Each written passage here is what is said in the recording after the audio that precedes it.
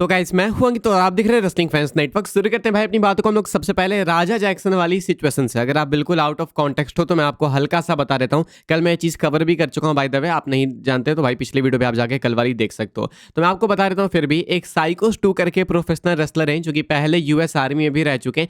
ये अभी एक wrestling promotion knock x pro के साथ वर्क कर रहे थे, अभी भी जहाँ पे वर्क करते हैं।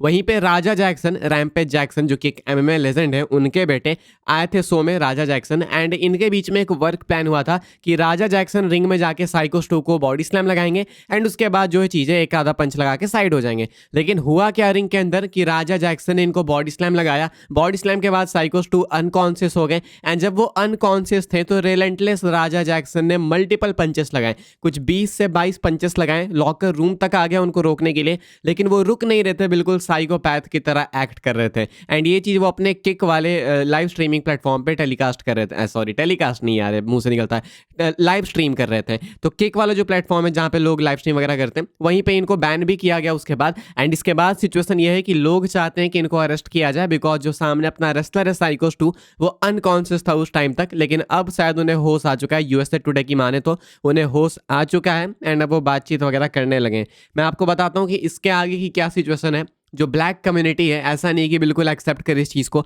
वो भी इसके अगेंस्ट है, लेकिन स्टिल जो कुछ ब्लैक्स हैं वो कह रहे हैं कि इस चीज़ को और भी इन्वेस्टिगेट करना चाहिए, क्योंकि कुछ तो हुआ ना जिस कारण से राजा जैक्सन ज़्यादा भड़क गया, या फिर कुछ भी एंगर इशूज जो भी अगर इग्नाइट हुए तो कुछ तो हुआ होगा सामने से। हालांकि मैं आपको बता चुका हूँ कि सामने से क्या हुआ था, वो आप कल वाली वीडियो देखोगे तो आपको पता लग जाएगा। But still by the way mister beast ने भी एक ट्वीट किया था। मिस्टर बीस्ट ने अपने ट्वीट में बोला कि वो जो है साइकोस 2 के हॉस्पिटल कवरेज को करने को तैयार है, मतलब जो भी मेडिकल बिल वगैरह होगी, जो भी कुछ होगा वो सब कवर करने को तैयार हैं, जस्ट बिकॉज वो यूएस आर्मी में पहले रह चुके हैं साइकोस 2।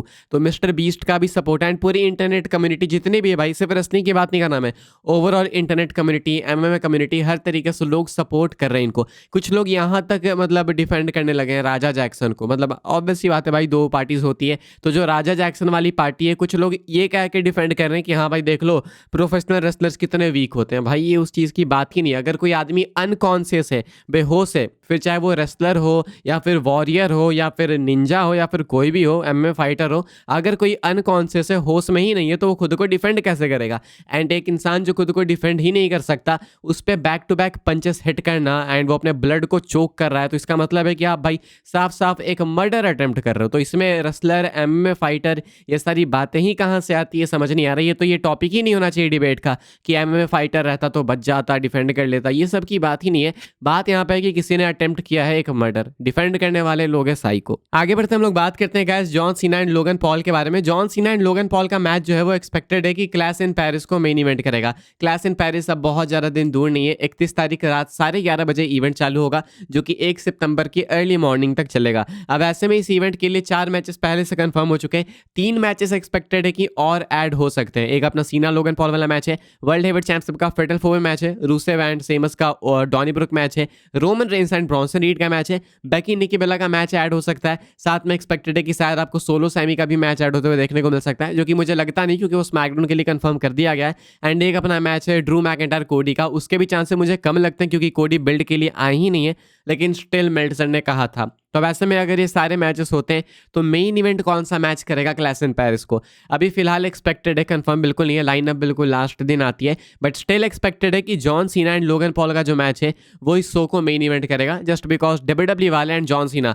दोनों ही एक्सपेक्ट करते हैं कि फ्रांस की जो क्राउड है वो पेरिस वाली क्राउड जॉन सीना के लिए बहुत ही वाइल्ड जाने वाली है। इवन जॉन सीना ने इंटरव्यू में भी मेंशन करके रखा है कि वो फ्रांस की क्राउड को सबसे बेस्ट क्राउड मानते हैं, बेस्ट रेसलिंग क्राउड मानते हैं, तो वहाँ पर उनके लिए रिएक्शन सबसे ज़बरदस्त आएगा। एंड सबसे अच्छा रिएक्शन, सबसे लाउड पॉप शो के एंड के लिए बचाती है नॉर्मली डब्ल्यूडब्ल्यूई। तो ये भी एक रीजन है एंड दूसरा एक और भी रीजन है, वो मैं आपको बताता हूं, जो कि रिलेटेड है ब्रॉक लेसनर के क्लैश इन पेरिस स्टेटस से। लेसनर का क्लैश इन पेरिस स्टेटस क्या है भाई? एक्सपेक्टेड है कि लेसनर अपीयर हो सकते हैं, स्पेशली निक एल्डिस ने स्मैकडाउन में जॉन सीना को बोला कि I heard from Brock Lesnar, but he heard what पता नहीं चला क्योंकि लोगन पॉल ने अटैक किया। तो ऐसे में एक्सपेक्टेड है कि लेसनर भी शो के एंड में अपीयर हो सकते हैं ताकि वो रेसल पलूजा के लिए बिल्ड करें। समरस्लैम में लेसनर हमें देखने को मिले थे सीना को अटैक करते हुए, वैसा ही अटैक हो सकता है शायद से क्लैश इन पेरिस के एंड में, या तो मैच के बीच में, जिस कारण कारण से सीना हार जाए, या नहीं तो मैच खत्म होने के बाद सीना पे अटैक हो सकता है। एंड ये तभी होगा जब शो के एंड में सीना लोगन पॉल का मैच होगा, यानी कि मेन इवेंट में। तो ऐसे में लेसनर यस एक्सपेक्टेड है।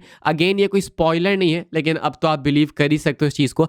At the first place Lesnar का रिटर्न ही इम्पॉसिबल था, जो कि हो गया समर स्लैम में। तो अब तो क्लैश इन पेरिस में क्यों नहीं अपीयर हो सकते हैं, डेफिनेटली हो सकते हैं। तो यस दिस इज पॉसिबल। तो स्टेटस फिलहाल ठीक ठाक ही लग रहा है, शायद से लेसनर अपीयर हो सकते हैं क्लैश इन पेरिस में, रसल पलूजा के लिए बिल्ड कर सकते हैं। यहाँ से आगे बढ़ते हैं हम लोग, बात करते हैं वार्डलो की। वार्डलो यानी कि AEW सुपरस्टार, AEW रेसलर वार्डलो की मैं बात कर रहा हूँ। WWE जो है ना काफी ज्यादा इंटरेस्टेड है वार्डलो में। अभी वार्डलो का रिटर्न हो चुका है AEW टीवी पे, फॉरबिडन डोर में वो वापस आ गए। इससे पहले वो टीवी से ऑफ थे। WWE वाले एक्चुअली अपडेट्स के अकॉर्डिंग वेट करें कि वार्डलो की जो डील है वो AEW के साथ जब एक्सपायर होगी तो ये एक डील ऑफर करेंगे वार्डलो को, जिससे कि चाहते हैं कि वार्डलो WWE के साथ साइन करे। वार्डलो डेफिनेटली एक ग्रेट टैलेंट है। MJF के साथ इन्होंने जो फ्यूड दी थी AEW में बहुत कमाल की थी, फिजिक भी है, अच्छे रेसलर भी हैं, तो हर तरीके से वार्डलो एक WWE साइनिंग बन सकते हैं। एंड परफेक्ट है, वो परफेक्ट फिट है WWE के लिए। WWE वाले भी इस चीज़ को बहुत अच्छे से एक्नॉलेज करते हैं। तो अगर वो डन हॉसन को साइन करने के लिए तैयार है तो वार्डलो को क्यों नहीं, डेफिनेटली वार्डलो को किया जा सकता है।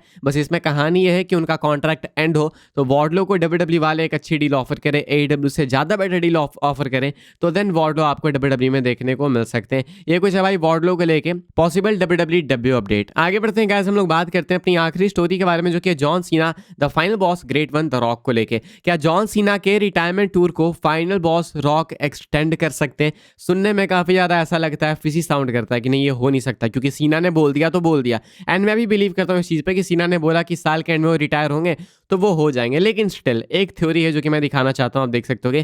कहा जा रहा है इस ट्वीट के अंदर, imagine this scenario December 13th यानी सैटरडे नाइट्स मेन इवेंट, सीना का आखिरी मैच। द नाइट सीना retires after an emotional match, सीना grabs the mic, delivers a heartfelt farewell speech and thanks the fans for riding with him all these years. But just as he's about to leave, The Rock's music hits. Rock steps into the ring, locks eyes with Cena and says, "You don't get to walk away when The Rock does not want you to.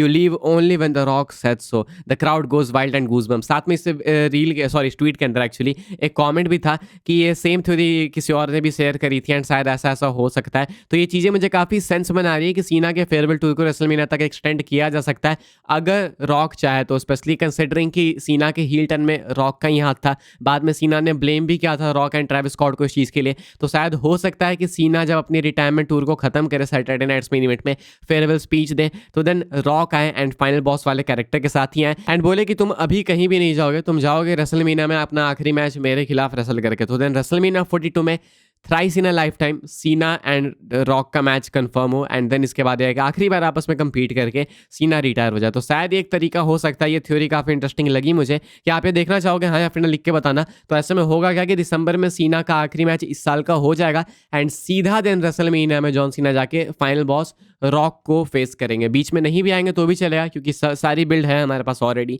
ज़्यादा कुछ है नहीं करने को। तो सीधा WrestleMania में match इनका हो सकता है। ये भी एक तरीका हो सकता है सीना को एक परफेक्ट तरीके से रिटायर करने का। इस वाली वीडियो के लिए भाई ये सारी अपडेट्स थी एंड आई होप सबको इन्फॉर्मेशन मिली हो तो वीडियो को लाइक कीजिएगा, शेयर कीजिएगा, सब्सक्राइब कीजिएगा चैनल को, ताकि आने वाले टाइम के अंदर आपको और भी WWE के अपडेट्स वगैरह टाइम टू टाइम देखने को मिलते रहे। फॉलो कर सकते हैं आप लोग मुझे इंस्टाग्राम एंड ट्विटर पर, लिंक आपको मिलेगा डिस्क्रिप्शन में। ज्वाइन कर सकते हैं व्हाट्सएप चैनल को, उसके लिंक डिस्क्रिप्शन में। मिलूंगा मैं आपसे के लिए वीडियो में जल्दी ही, तब तक के लिए goodbye, thanks for watching.